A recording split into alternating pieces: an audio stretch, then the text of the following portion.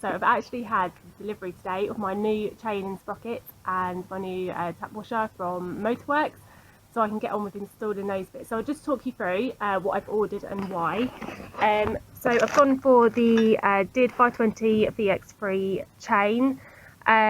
Quite good quality chains these. I could have gone for 530, which covers a higher CC, but my bike is a 650.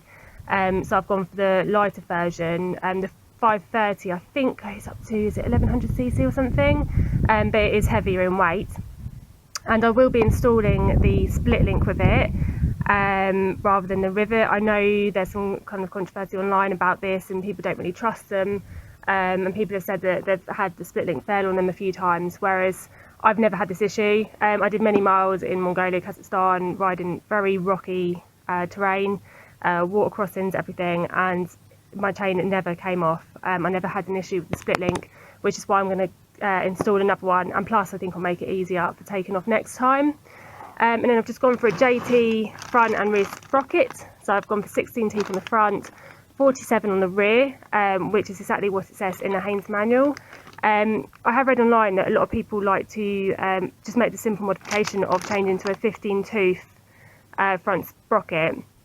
And it sounds like people like to do that, do a lot of running about in town or off-roading, but I'm not going to go for this because I'm not too bothered about having slightly better acceleration. I tend to just kind of comfortably sit around 50-60 on nice open country roads. I'm not too fussed about doing any kind of town traffic filtering, and even though I do a little bit of off-roading occasionally, in general I don't really like, back at home I don't really do too much off-roading. It's more when I was travelling. So yeah, that's why I'm going to keep it with the 16. So now I'm going to get on with taking off the sprocket from the wheel.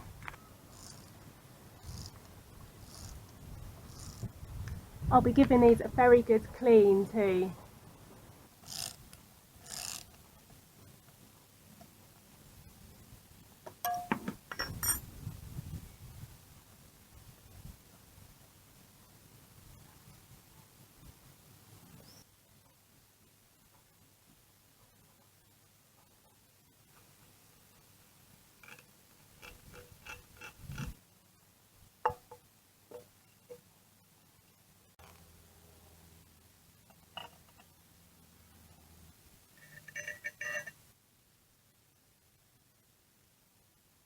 Right, the wheel is on with the new sprocket, and also the rear brake already seems to be working a bit better just from cleaning those pistons.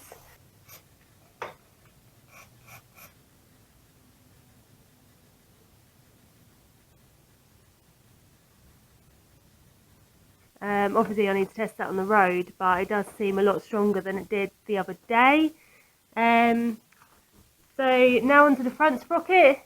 Need to take off the tap washer and then remove this nut here, which is actually a 30mm socket, which I didn't have, so I've just run along to B&Q and picked one up. So I'm hoping this will come off okay and it won't be too stuck down with Loctite or something. But we'll give it a go and see what happens.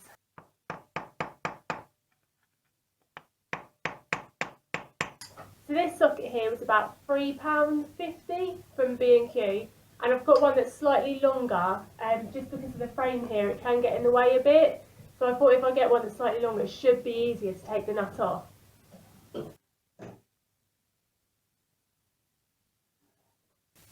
I'm a bit of a wally. I took off the chain without untightening the front sprocket nut, and it's really difficult to get off, so I've resorted to getting the old chain back out the bin. So poor monster smells a little bit garbagey at the moment.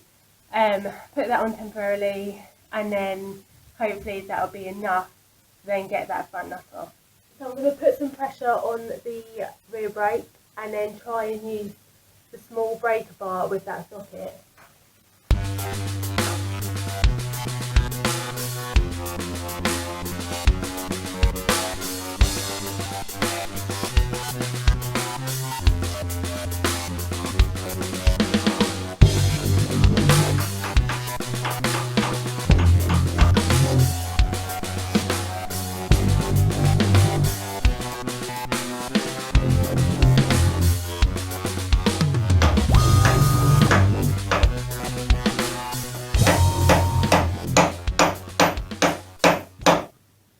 anyone who knows me knows that I am massively impatient when it comes to my bike Monster, which is why I'm back in the garage at 10 o'clock at night, because I'm so frustrated that I cannot get that front sprocket off. I can't get the nut off. I've tried on my own with the smaller breaker bar. I've tried with my boyfriend. I put the rear wheel back on. I put the old chain back on. Tightened it up. I've pushed really hard on the rear brake while my boyfriend tried to use a huge torque wrench to undo it, as well as put in a huge breeze block behind the rear wheel to hold it in place. So never fail. Won't budge at all. So now I'm back in here after watching some videos on YouTube of Del Boy's garage, where he actually takes off the rear wheel, and then it looks like he wedges the chain in with a flathead screwdriver around the spindle, and makes it look really easy, then pushing a bar upwards while tapping it with a hammer. I really hope this is going to work. So yeah, I'm going to have a little tidy up first, clear my workstation, have a really positive attitude, and I'm going to get it off. I've literally lost count the amount of times I've taken off my rear wheel now. But yeah, positive thinking. It's going to be fine. Right, so I need to put the spindle back in, wrap the chain around. I really hope I've done this right. So from what I think he said, keep the top bit tight. Obviously that will go tight anyway, I assume, when I start pressing against it. And then put the flathead in, pinching the chain like that. Not sure I have done it right now looking at it. Okay, now I'm questioning everything, because I'm sure he pulled the chain tight at the top and put the screwdriver in. But if I do that and then I'm pushing down to unscrew it, then that's not going to hold it. And I feel like I'm having a massive blonde moment now. Because surely I want that bottom bit of the chain to be tight. Unless mine's on the other way round, or are you actually supposed to, is it backwards on these? Are you supposed to actually go clockwise to undo it? I'm so confused. I didn't realise it said anything in the manual to say that you have to do it clockwise to undo. I might try and put the screwdriver in the other way. Okay, I've changed it round, so I've got the bottom of the chain tight with the screwdriver through it. So now when I try and turn that will now stop it.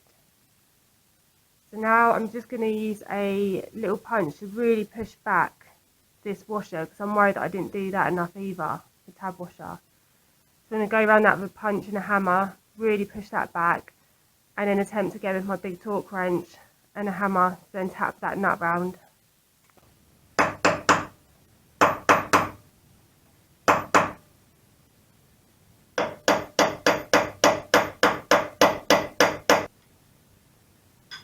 Not working.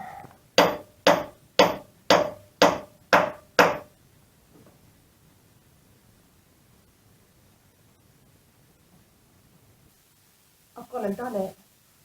I can't believe that worked. I was using a breaker bar like this, and then I went back to the massive torque wrench. Yeah, and I was trying and trying. I put an extension on the socket because the bodywork was getting in the way. I tried lifting upwards and hitting it. That didn't work for me. It worked putting the force down on it. So I basically had this on here. It's just so typical that I actually wasn't filming at that point.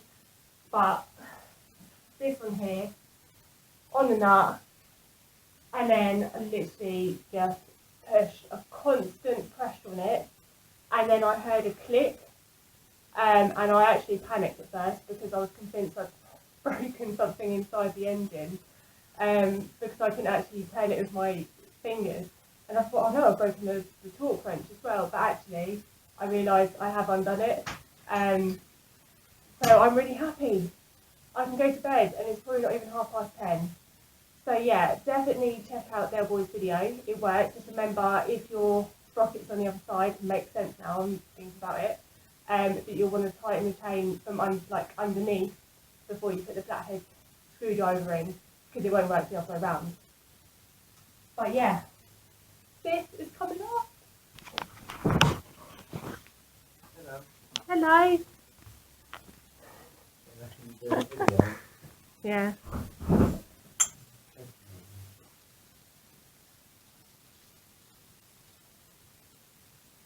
I know, right? How did you do that?